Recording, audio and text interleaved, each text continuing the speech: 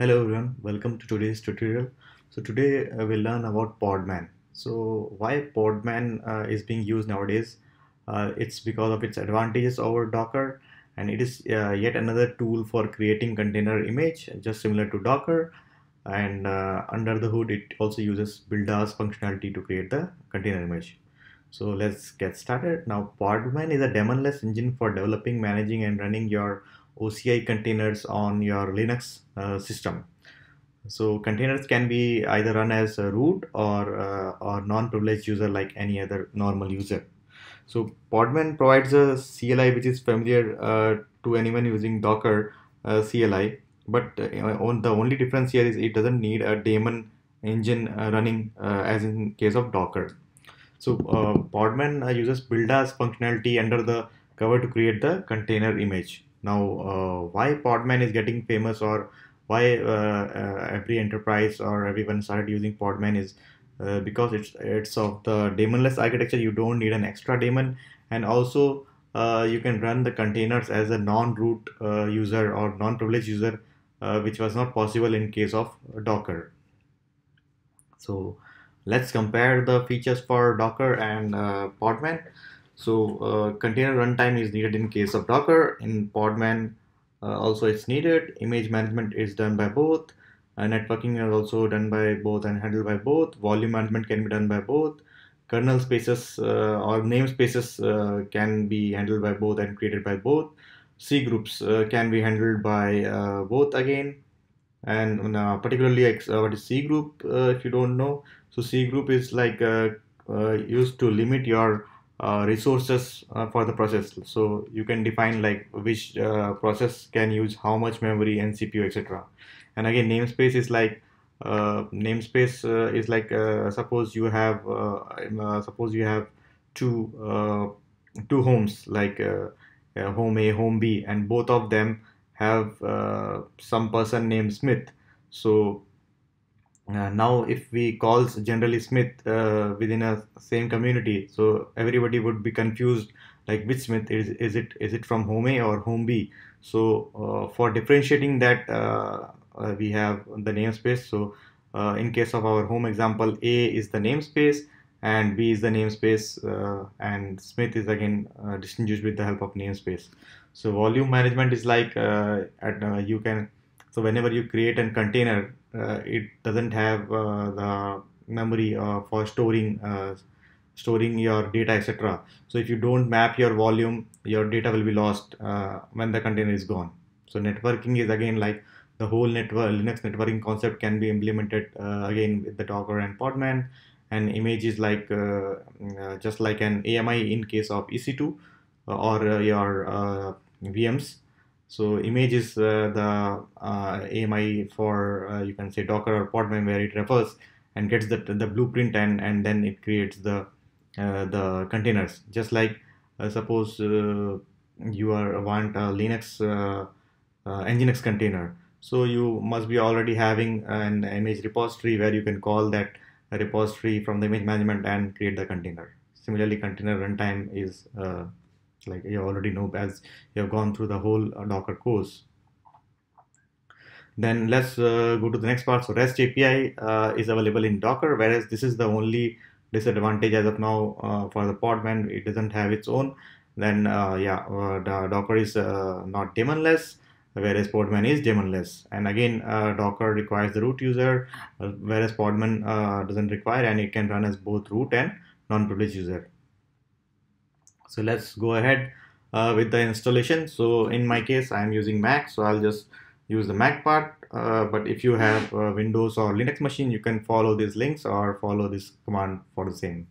So let's get started. I'll install the Podman. So I'll in my Mac, I'll just use brew. Now again, the trick here in Mac and Windows are they don't have Linux, but containers are Linux. So we need to create a guest Linux system to launch our containers. So this guest is referred as Podman machine, which is used by Podman for managing the Podman commands in case of Windows and Mac. So here our installation part is done. for Podman. So I'll just run the Podman machine init for the guest Linux system to be up. I mean, initialize it.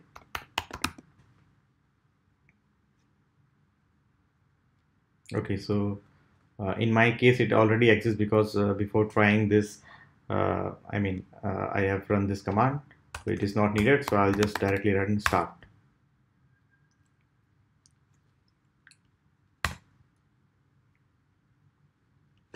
I think that is also started because prior to the tutorial I didn't stop it. So let me stop it and I'll start it for our use case. Okay, cool. So it is stopped. You can see from the message. So I'll just start it again for our tutorial. Cool. So we can see it is started and it has exported a couple of variables and done whatever is needed for making the uh, Linux guest available to start the Podman commands. So let's start and see. So all the commands, actually, if you're familiar with the Docker commands, so all the Docker command you need to replace with Podman. So we can see like Podman info has worked, the command has worked, which is similar to Docker info, and it has listed all the required things like architecture, C group manager, common CPU utilization, and various other things.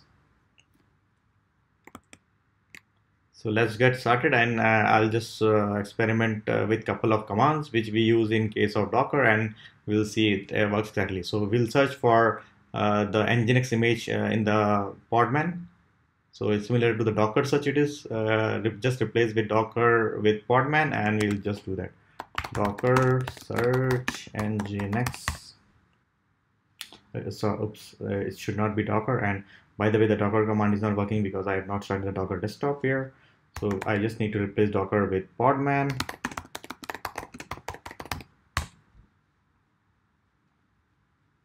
So we can see like it has given a list of all the repositories and again the description of that. So just go to the next command. Let's see. Okay, so let's pull this image Podman. Nginx image. So I'll just use Podman to. It should be small. Yeah, so it will go ahead in the repository from and pull the Nginx image from this repository. So we can see it is trying to get the latest Podman image and from the Docker repository, and it has like already got that and downloaded. So let's run that. So for that, again, we can see like what is the whether the image exists here. Yeah, we can see like it is already exists, and this is the latest, and it was downloaded a few days back. This is because already I have used Docker to do that. Now let's run the particular image and map it to our 8080 port, and let's run the Nginx image. So here what we are doing is Podman run and -dt is in detached mode, and P is to refer the port where 8080 is my local host port or my machine port on the local system port, and 80 is the container port, and I just mentioned that TCP, and then we are using this image docker.io library Nginx to get the image and create the container using this command Podman.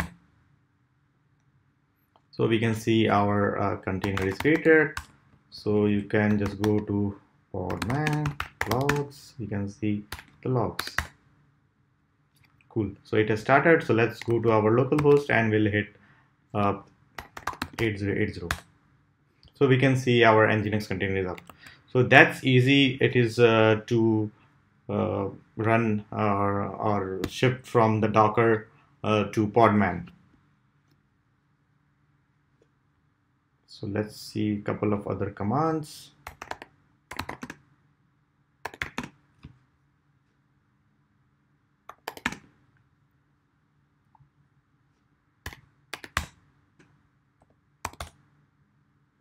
So we can see like I have just removed the container with the force flag, and there is no Podman process running here.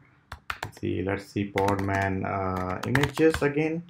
So image is there, so I'll just try to replace the Docker RMI command for Podman RMI command.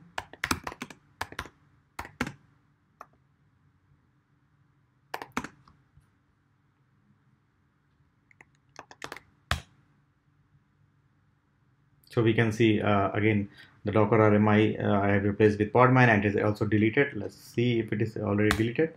And yes, the image doesn't exist. So that's it for today. Thanks for joining for the tutorial.